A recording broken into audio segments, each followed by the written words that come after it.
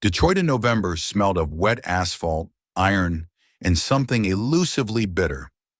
Passers-by moved along the sidewalks, hidden in raised collars, walking quickly, as if trying to avoid a collision with the cold wind. The bulbs of street lamps flickered from gusts, casting long shadows that spread across the dirty walls of buildings. Amidst this bustle, almost dissolving in the flow, walked Malcolm Brooks. He was 11, but his eyes held more years than an ordinary child could bear. His clothes hung on him like a sack, an old jacket, probably someone's long-ago gift. Cracked sneakers, socks long turned into rags. His face was dark, covered with a layer of street dust, his hair tangled, but his gaze remained sharp as a knife blade. He was part of the city, but no one looked in his direction, as if he were a ghost. Malcolm was used to being invisible. He could sit for hours by the abandoned kiosk, watching people, how they laugh, how they grab their phones, how they avert their eyes when they meet his gaze. He knew how they walked, how their faces became empty when they passed someone like him. People didn't like to face the reality that scared them. Today was an ordinary day, an ordinary cold day. He walked down the street, knowing that the evening would bring the same worries. Where to find something to eat, where to hide for the night. Hunger gnawed at his stomach, but he was used to ignoring it, knowing that allowing weakness to control you meant losing. The streets do not forgive. At the intersection, the traffic light flickered, and the crowd surged forward. He stepped in, sliding among the people, moving softly and unnoticed, as he always did. Then he saw her, a tall woman, confident stride, strict suit, posture that exuded authority, hair pulled back into a tight bun. Everything about her said, "I know who I am and I am in charge here." It was Catherine Doyle. People parted before her, some even nodded with respect. She did not look around, did not doubt her importance. It seemed as if the whole world belonged to her. But then something went wrong. In an instant, her face contorted with pain. Her step faltered, her fingers clutched at her throat. She coughed but couldn't take a breath. Something was stuck in her throat. The crowd did not notice. People continued to walk, engrossed in their lives, not noticing how the woman who managed hundreds of people was now helpless, alone in an ocean of indifference. Her eyes widened with fear. Her skin began to darken rapidly. She was choking. Malcolm stood just a few steps away. His heart thudded heavily against his chest. He had seen this before, in shelters, on the street, when someone was dying and others just watched. You either do something or let it happen. He took a step forward, a second, another. The crowd moved like a stream of water, and he walked against it. He knew no one would help. No one would even stop. Malcolm felt a cold sweat run down his back. He saw the crowd bustling around him, and it seemed as if the world had slowed down. He heard the beats of his heart, dull, heavy, insistent. He had to do something. The woman in front of him was fighting for breath, her nails dug into the skin of her neck, as if trying to tear invisible shackles. Her eyes widened in panic, and in them reflected fear, the same fear Malcolm knew too well.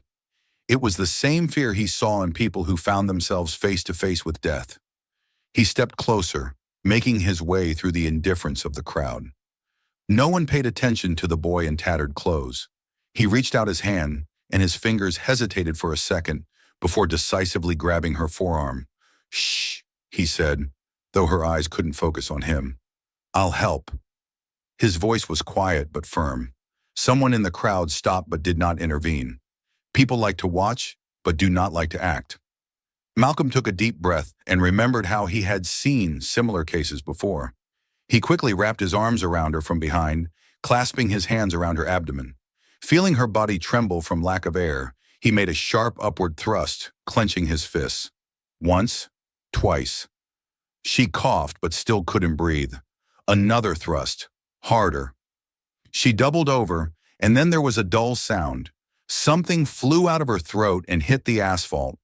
For a few seconds, there was complete silence. Catherine staggered, gasping for air. She breathed greedily, as if she had just returned from underwater. Her knees trembled, and she almost lost her balance. But Malcolm instinctively offered his arm. The crowd was still watching. Someone took out their phone. Now they noticed him. Now he existed. Malcolm felt his heart, which had been pounding in his chest a moment ago, now squeezed as if in a vice. He expected relief, gratitude, but instead, whispers began to spread through the crowd. At first quiet, wary, then louder. "Who is he anyway?" muttered a woman in an expensive coat. "How did he get so close?" added someone else. "Maybe he did something himself?" The voice sounded suspicious. Malcolm heard these words and knew, now the worst would begin. Someone in the crowd was already taking out their phone. Someone took a step back, as if he posed a threat. In the eyes of the people, there was suspicion, even fear. A lonely street boy who had touched an influential woman violated the boundaries of their familiar world. "He was just seeking attention," someone said with a note of contempt. Malcolm clenched his fist but did not move.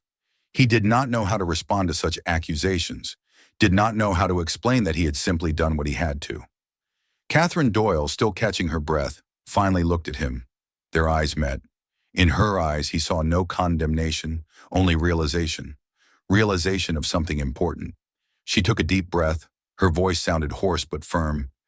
"This boy, he saved my life." The crowd froze. A few seconds, an eternity. Their gazes darted between her and Malcolm, not knowing what to think. This did not fit into their familiar picture of the world. A nameless street child becoming a savior. They did not know how to accept it. The crowd froze. Catherine's words hung in the air like thunder amidst clear skies. "This boy saved my life." They did not know how to react to it. They had already passed their judgment, and now that judgment was crumbling at the seams. People exchanged glances, someone looked away, someone took out their phone, but now not to film the boy, but to capture the moment when an influential woman broke the silence. In this world, it was easy to turn away from something uncomfortable. But when Catherine spoke, it became impossible to turn away. "You all saw it." Her voice sounded confident. But there was something else in it. Anger, disappointment. When did this become the norm? When did we become those who walk by? Someone coughed. Someone tried to hide in the crowd. They were not used to such questions. Malcolm still stood motionless. He did not understand why she was saying this, why she was defending him. He had simply done what needed to be done. Catherine looked at him and suddenly felt a strange relief. She had always known the system was broken, but now it was obvious. Here was a boy who lived outside the system, but turned out to be kinder and braver than all those within it. "What is your name?" she asked. Malcolm swallowed. He did not know if he should speak, if he should trust. "Malcolm," he finally answered. Catherine nodded, holding his gaze. "Malcolm Brooks. I will remember that name." People around began to disperse, some still whispering, but now the tone of those whispers was different. They could no longer pretend that nothing had happened, and Catherine knew this was just the beginning. Malcolm did not know what to expect after Catherine's words. He had seen how people reacted to him all his life, with disdain, with caution, sometimes with contempt. But now when a woman with power spoke his name aloud, everything changed. The crowd slowly dispersed, the whispering died down, but the feeling of unease did not disappear. There was uncertainty, tension in the air, as if everything could change at any moment. "What now?" Catherine looked at him intently. She wanted to say something, but her voice was still weak after what she had been through. Instead, she nodded and took a step closer. This gesture was unexpected. She was not afraid of him, unlike the others. "Where do you live, Malcolm?" Her question sounded calm, but the boy knew there was more behind it. He looked away, not wanting to answer. What was the point? Did it matter where he spent the night? In an alley? In an abandoned building? At a bus stop until security kicked him out? Catherine noticed his hesitation and did not insist. She looked at his worn clothes, at his hands, at his stubborn gaze. This boy had been through more than she could imagine. "Do you want something to eat?" she asked. Malcolm wanted to lie, to say he needed nothing, but his stomach treacherously clenched, and he nodded. "Good. Let's go." Catherine turned and confidently walked forward, as if this were her usual route. Malcolm froze. He was not used to being offered something just like that, but at that moment he realized this day had changed everything. Malcolm sat at a table in a small cafe, his fingers nervously gripping the edge of a glass of water. For the first time in a long time, a hot plate of food stood before him. He slowly picked up a fork, still not believing that this was really for him. Catherine sat across from him, watching him. In her eyes there was no pity, no judgment, only understanding. "You don't need to explain anything," she said quietly. "Just eat." Malcolm silently nodded and took the first bite. The taste was rich, scalding, but the most real he had felt in a long time. "What now?" he finally asked, not looking up. Catherine thought. She understood that changing the boy's life was impossible with just one meal, but it could be a start. "You have a choice, Malcolm," she said. "You can go back to the street as if nothing happened, or you can try to change your life. I can help." He slowly put down the fork. He wanted to believe that this was not another false hope, but there was no falsity in Catherine's eyes. "How?" he asked. Catherine smiled. "We'll find you a home, a school, people who will be there for you. You don't have to fight alone." Malcolm felt something new rising within him, something he had not felt in a long time. Hope. He nodded, and at that moment, his life changed forever.